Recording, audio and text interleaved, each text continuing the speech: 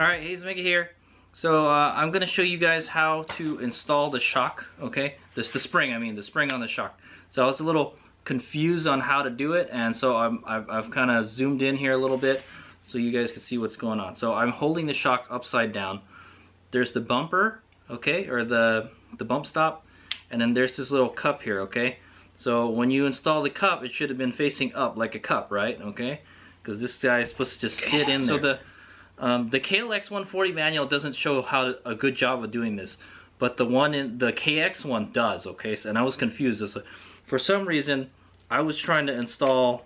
You could do it. You could install it like this, okay, and then this will be resting on this, and that's not the way you want it. Okay, how you want it.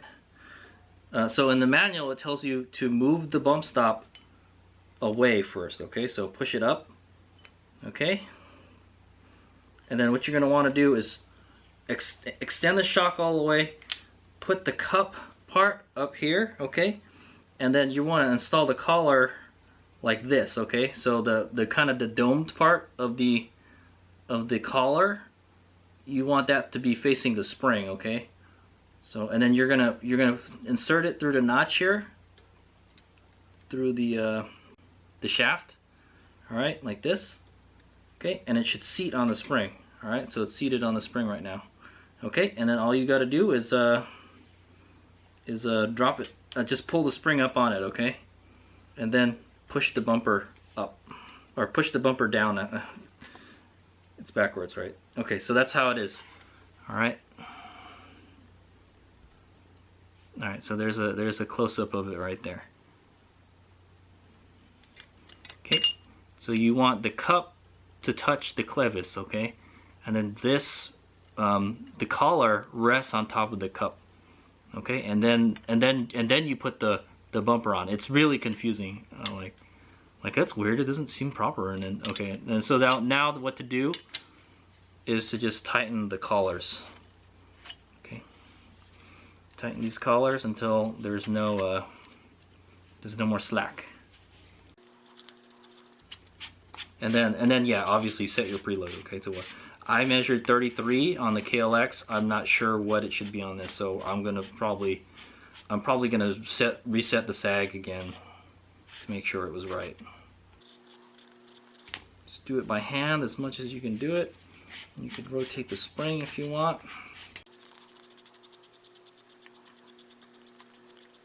Okay, there you are, ready to go. And then when you got the preload properly set, you just spin the locking collar on, and it'll lock it in place. Okay, and you can lock it with a spanner if you want. Okay. All right, thanks for watching. So that is how to reassemble your KX100 shock. Okay, or same thing for a KLX140. It should be the exact same thing. All right, here's we go. Alright, Hayes Mega here. Here's the shock. Just filled up fresh with nitrogen today, okay? So it is ready to go in, and it's not leaking or anything crazy stuff, so it should be good. Alright, so I'm not gonna lie, I feel like I probably should have done like the full rebuild, like at least changed the seal, you know? But I didn't. Okay, so the seal still look good, so yeah, but it cost me $30 to fill this up with nitrogen. It is so expensive to work on shocks.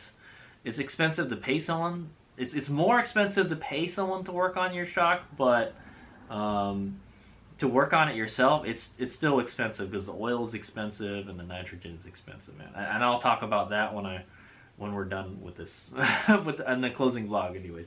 All right, so we're gonna go ahead and install this today. All right, just like yesterday.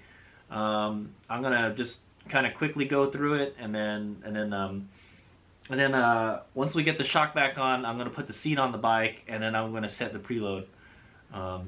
Probably 1.5 inches sag is what I'm thinking. Normally it would be 2, but like I'm not wearing any gear on me, so I'm just gonna set it 1.5 inches sag. Okay, so here we go. So it's a little bit different than it was before, is what I'm going to say. We're going to install the shock this way.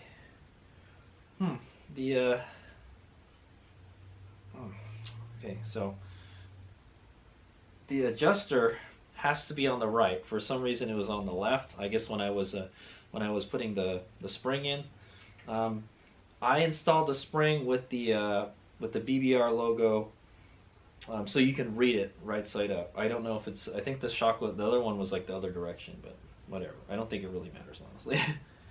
Okay, so just make sure that the adjuster is this way. All right. I'm gonna go drop this in here. Careful to make sure your spacer doesn't fall out. Okay. And then I'm gonna go put the top spacer in. I'm just gonna kind of talk you guys through it. And then I'm gonna put our bolt in.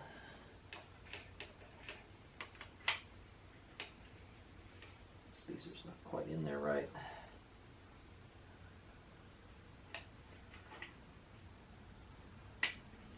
Okay, there we go. And I installed this so many times yesterday that like I'm a pro at it now. Okay. I'm gonna just tighten the bolt just a little bit.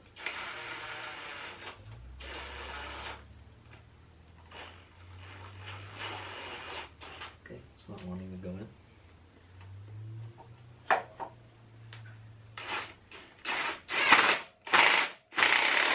I don't know why it binds when it gets close to the end. I don't see any reason why it would do that. Okay, next thing to do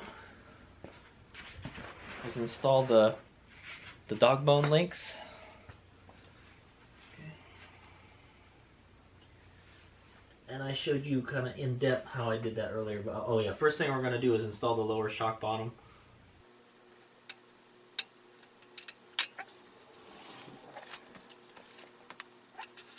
Okay, so according to the specs, it's 29 foot-pounds for the top and 21 foot-pounds for the bottom. Okay, so I'm going to go set my torque wrench here. I know you guys probably can't see the numbers, but I'm going to set it to 29 and we're going to torque the top one. Okay, 29. I'm going to torque this bad boy.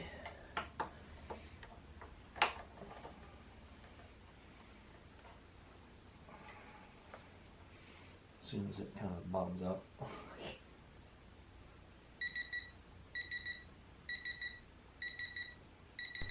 Okay, we're going to go ahead and torque the bottom.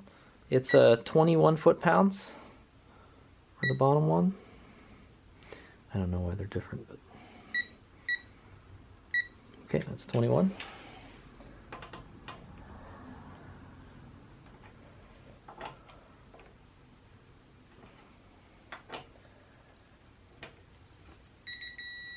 Oh, that was fast.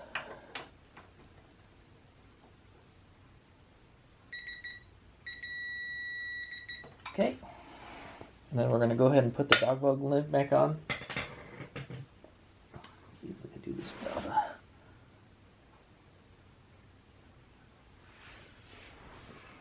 Okay, so I'm just going to put this on the other side, through the other side, and chain up a little bit so I can do it.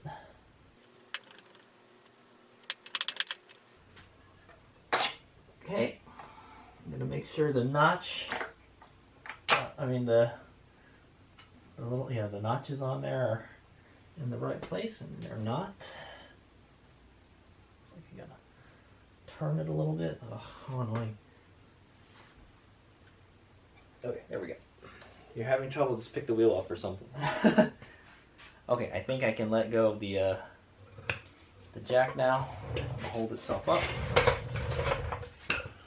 Now I got room to work with. So I believe it was 44 foot-pounds.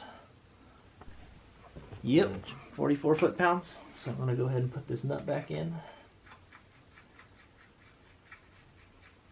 So whenever you take the shock off, you gotta take this dog bone link out now, because we flipped the linkage. It's a little harder to install now. It's okay. Okay, I got it set to 44 foot-pounds. All right. Tighten away. Oh, that was fast. Okay, so before I set the preload, I'm gonna go set the the rebound and the compression. Okay. So according to the manual, so this is the rebound adjuster. We're gonna adjust the rebound before I do the preload, the rebound and the compression. Okay. The bottom one is the rebound dampening adjustment, and the upper one is the compression dampening. Okay. This one has 20 clicks. Okay, around 20 clicks. It says 11 is the standard. Okay, so I'm just gonna set it to standard. I don't really know what it was. Okay. Yeah, because it's a completely different shock. Okay, so I'm gonna set it to 11. So 1, 2, 3, 4, 5, 6, 7, 8, 9, 10, 11. Okay, maybe one more. Let's do one more. 12. How about that? Let's just do 12. All right, so that should be in the middle of the adjustment for the rebound. Okay, so we're gonna go on the other side and we're gonna set the compression. That one's pretty easy. Okay, so we're gonna go set the compression dampening. This is easy one. I think I'm just gonna set it to 4 right off the bat. Maybe it might be too much. I'm not sure. We're gonna have to actually write it. So, so 1 is the 12 o'clock position is 1. The 3 o'clock position is 2. The 6 o'clock position is 3, and the 9 o'clock position is 4. Okay, that's the stiffest. So I'm just gonna rotate this clockwise.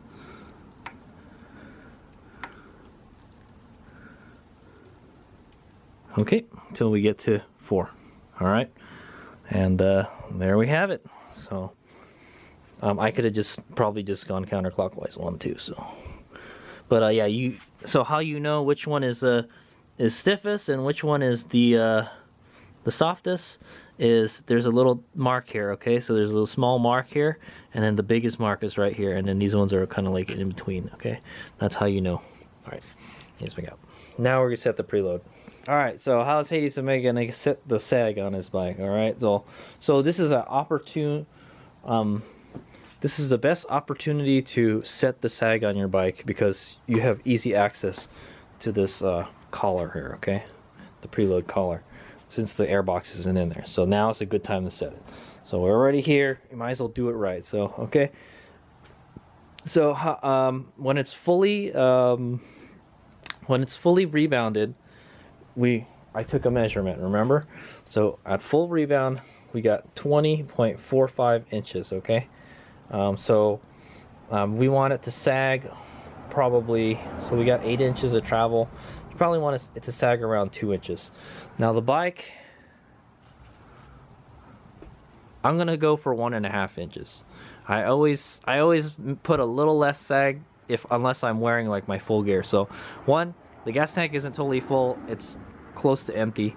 It's like a quarter tank right now. So the bike is like really light. Okay, and then I'm not wearing my gear on me right now. So I'm going to be heavier with the gear on. So I'm going to shoot for 1.5 inches of sag. So how Hades Omega is going to figure that out is easy. How's Hades Omega going to figure this out? So we're going to go to calculator here, and let's just say 20.5.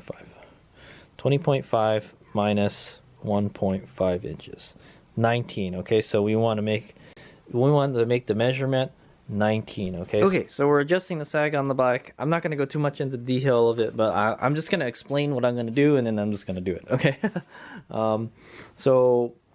What you got to do is you got to measure the full rebound. Okay, when it's fully rebounded. Yep. So basically unloaded. If you could do it, put it on the stand. So that's what. But we already did it last night when we were checking the travel for the suspension. Okay.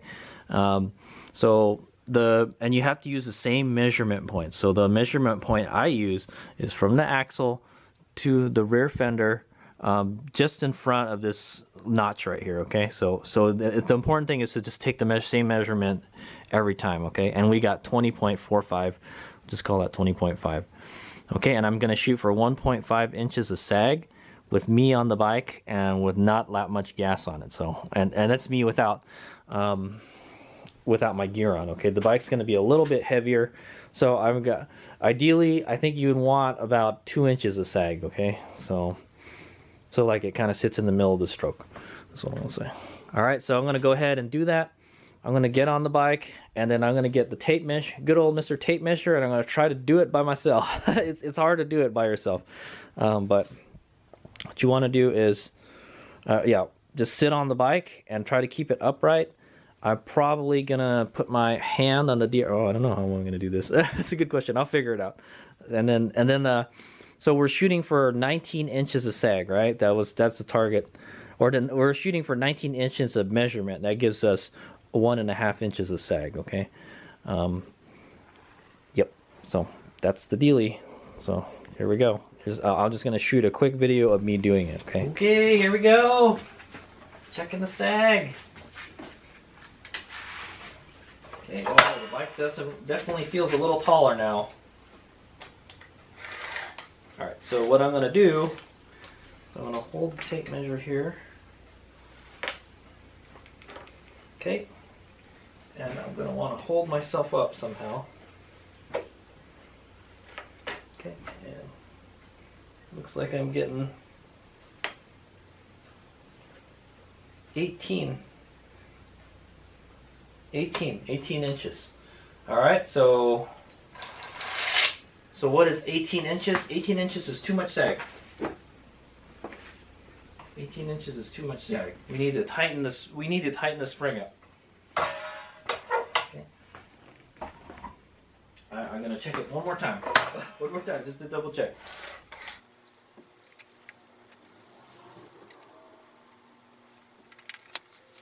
Yeah, 18. All right, so we got 18 inches. So minus 20, that's about 2.5 inches of sag. That's too much sag. So we need to go increase the preload a little bit, okay? So, and if you guys couldn't see, I was using that bike back there. That bike's on a center stand, so I was using that to steady myself, okay? I had one hand on this guy here, and then one hand on the handlebar on the other bike, so they work pretty good. So I can tell you this, the bike definitely feels taller. It's going to be even taller when we add more preload to it, okay? So yeah, what we have to do is we have to add more preload to get that number to closer to 19, okay? All right, here's we go. Okay, so what we got to do is we got to add more preload to it. So let's loosen this guy here. I'm just going to talk you through this time, all right? I'm going to loosen this collar all the way, or most of the way, okay? And then we're going to tighten it.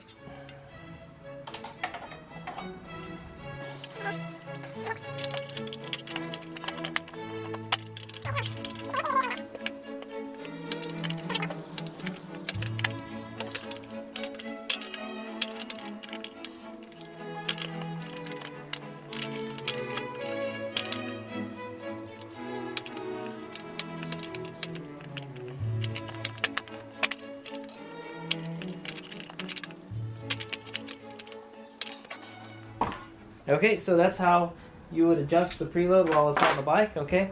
You kind of can't do it unless you take the airbox out, okay? So I'm just going to get some quick videos of me setting the sag, and then once I get it to 19, then I'm going to call that it, okay? So I'm pretty sure I'm a little bit heavier with my gear on, and the bike would be heavier with all the stuff on it. So the reason you want the right sag is you don't want too much preload. If there's not enough preload or enough sag, it's gonna top out, okay, and it's gonna suck when the bike leaves the ground. You're gonna feel it. It's kind of harsh when it tops out.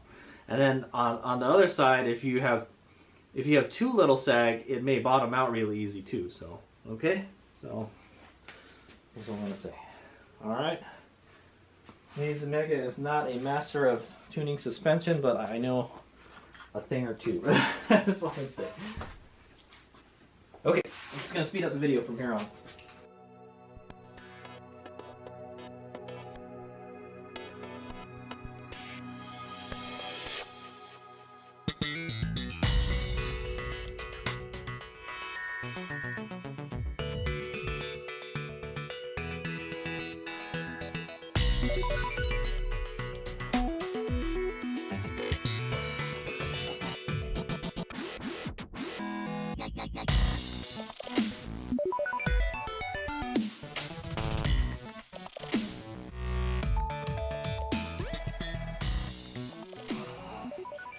Alright, it's me here. So I hope you guys enjoyed me struggling to adjust that adjuster. So it just gets harder and harder the more you tighten it. Okay, so what's happening is the spring isn't stiff enough on this bike. So that's already an uprated spring, and it's not enough. So definitely the stock spring would have definitely not been good enough for Hades Omega. So let's say, okay, it's like it's nearly, there's almost no adjustment left on it. So but I got 1.7 inches of sag. Okay, I got 18 3/4 was the measurement the final measurement that I got after adjusting it and sitting on it and everything. So I got 1.7. So and then I'd imagine, like, you know, with my gear on, it's gonna be like 2 inches. So so I think that's fine. I think we barely made it, okay? But ideally, we probably should just get a stiffer spring, okay? So if you're adjusting the preload and like there's no more adjustment left to get the right sag, that means you need a stiffer spring, okay? Then you don't have to adjust so much preload into it anymore, okay? So that's, I kind of knew that. The suspension shop that I took this to get tuned at before, they said, like, yeah, you need a stiffer spring. I'm like, but that's already a stiffer spring in there. I have the PBR spring, so yeah. Ideally, the best thing to do would be to go someplace like Race Tech. I have Race Tech fork springs on my bike, and to use their spring calculator, okay, and then put your weight in with your gear on and everything. So, but I think that's fine. The way we have it right now is okay. So 1.7 inches of sag. When I have my gear on, that's gonna easily go to 2 inches of sag, especially when I put like the stuff in the bag here and like full tank of gas and my trail pack. Yeah, dude, that'll easily get to 2 inches of sag. So hopefully the better dampening is gonna make a difference on this bike, okay? Because that's also another thing someone had told me. You need better dampening. The bike needs more dampening, okay? So that's why I cranked that dampening up a lot, okay? So, but right now we're in the middle of the rebound dampening. So, but I got the compression like all the way up. Okay, so all right, so we're done setting the preload. Now we just put the bike back together again. All right, so I'm not really looking forward to that. but yeah, here we go. All right, here's the go.